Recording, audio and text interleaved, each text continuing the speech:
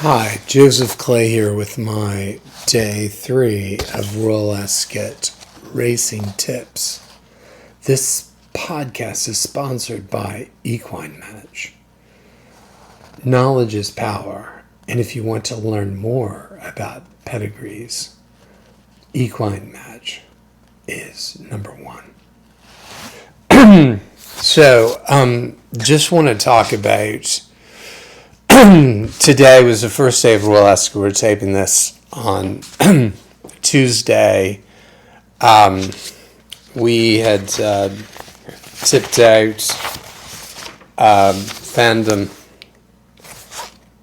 Rusley Ward in the Coventry Stakes. And if you haven't watched our podcast, we utilize, and what we like to focus on is the pedigree with race form, but utilizing the Vullier Dosage tool that dives into the families of these thoroughbreds, using the Vullier, Colonel Vullier, who is Aga Khan's racing advisor.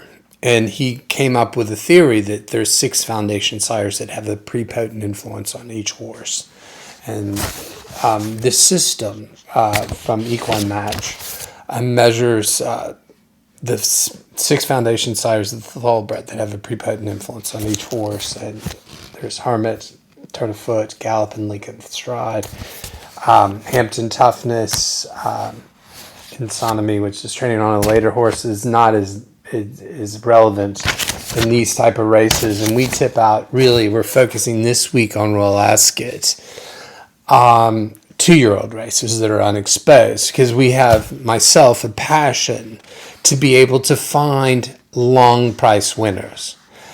We want to go against the top tier of racing. You know, Aidan O'Brien, Coolmore, they're brilliant. Aidan O'Brien, great, one of the best trainers, and Coolmore, great breeders and owners. They do so much for the game of thoroughbreds. But it's exciting to be able to get that extra satisfaction as a punter, and you are the punter. And we're trying to provide a service going into using this type of methodology to be able to find you another potentially long price horse. And I think that's what's interesting, is to be able to, everybody has, time for them, they have a great service, and to be able to go to all the different services out there to find a particular horse. That validation you hear from other tipsters, we're just looking at it from this standpoint with, of course, race form. Now, today I was leading up to that Fandom was our selection to win today, and he was straight out of the gate. He was making good running, and he tired. And what can you say? And it was a stiff 6 furlongs, and we all know Ascot is notoriously one of the toughest tracks. And I just thought, because of his pedigree, he had Fandom, he had a good St. Simon stamina, wonderful turn of foot profile, length of stride, all the ingredients. But, and I said in the first thing, if you listen to my podcast before about River Tiber, he is a talented horse.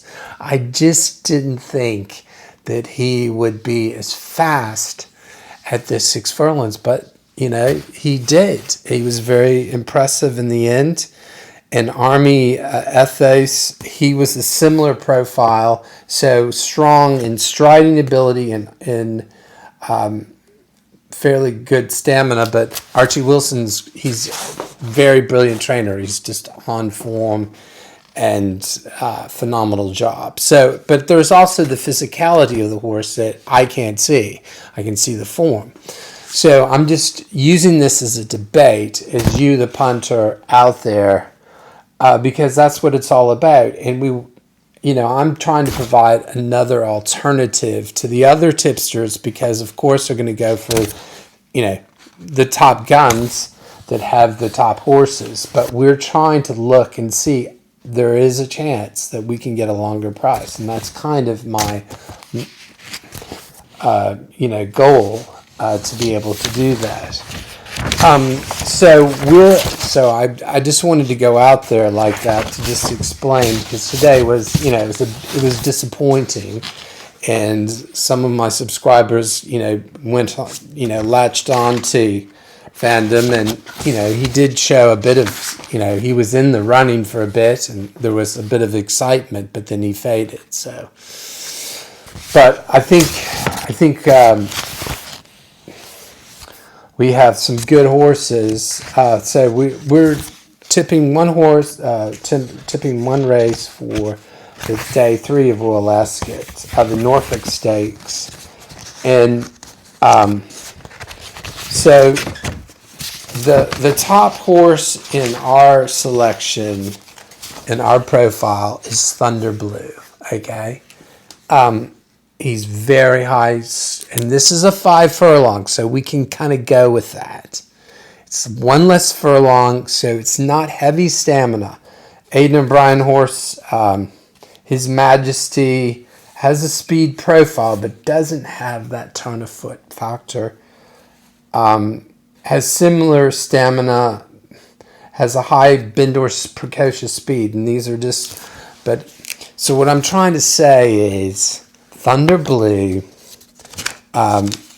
he won at Goodwood, just came from off the pace, it was easy, very high Hermit, so turn of foot, striding ability, Bindor speed, good stamina, that we feel like he could be under the radar at 28-1 to win. Now, we want just to say, there's no certainty in racing, but Wesley Ward's horse, American Rascal, is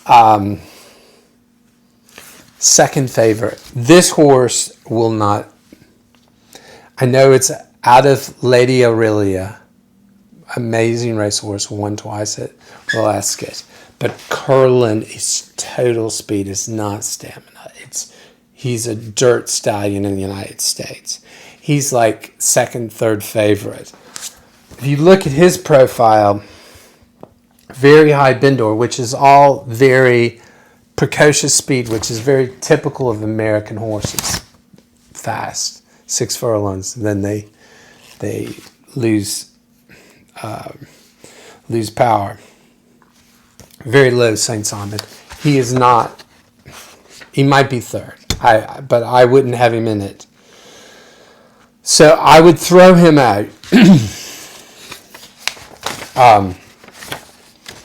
I do like Devious in there. He potentially could be in there. But my selections are Thunder Blue is the long shot over No Nay Metz. He is trained actually by George Weaver, American trainer.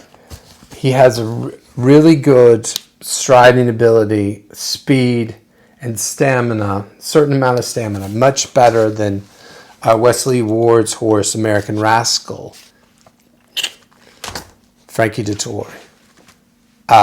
Frankie actually rode a horse that my father bred, undrafted, to win the Diamond Jubilee Stakes in 2014.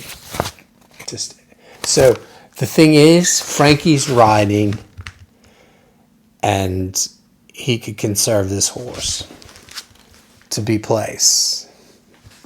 Maybe, I'm just saying. Okay, you the punter knows. You guys out there know better than me. I'm just trying to bring another dimension. So, just saying, I would throw out American Rascal of Wesley Ward, No Nay Metz, think he's good for a place. You might think he's good for a win, Frankie. He might be there. I'm going to go for the long shot of Thunder Blue. And we're going to go with Carl Burke. I mean, I tipped out Dramatist last year. He's a good trainer, elite status. I mean, that's the favorite in the race. I mean, she has a good profile, good tournament foot. I mean, it's all very similar to these. I mean, but Thunder Blue's higher and a high score. They do this average score with it at the end. And Equine Match does the Voyage Dosage tool. So this might, I get a lot of comments like, oh, it's a bit of twaddle or whatever, but I've been doing this a number of years, and so it's just another dimension of a perspective. You, the punter, have to decipher. You listen to all the different information and make the decision. But the big thing is to back each way. I think it's always good to be able to, in these competitive races, to be able to place, to pick two horses that you really like and do them each way. I would do a dual forecast, because if you do hit them right, it gives you an extra boost. I do a tri-cast and a dual forecast and box them and maybe box 3 horses in, because if you can hit that, it can give a boost to each way. I know it's traditional in England, in the States, that's what we do, and I'm based in Kentucky. So I'm just saying, Thunder Blue is, very well bred. But No Nay Mets is by No Nay Never, who won at Royal Ascot. I like that. I think it could be good. I do like Thunder Blue just in the profile of the horse, and it's undercover, won at Goodwood. It's kind of a stiff track. 28-1. It's flying under the radar. So if you just go easy and do it each way. So Thunder Blue to win, No Nay Mets to place, elite status to place. Thank you for watching our podcast. We'll be tipping out one juvenile race for the rest of the week at Royal Ascot. Good luck, and knowledge is power. You, the punter, know. All the best.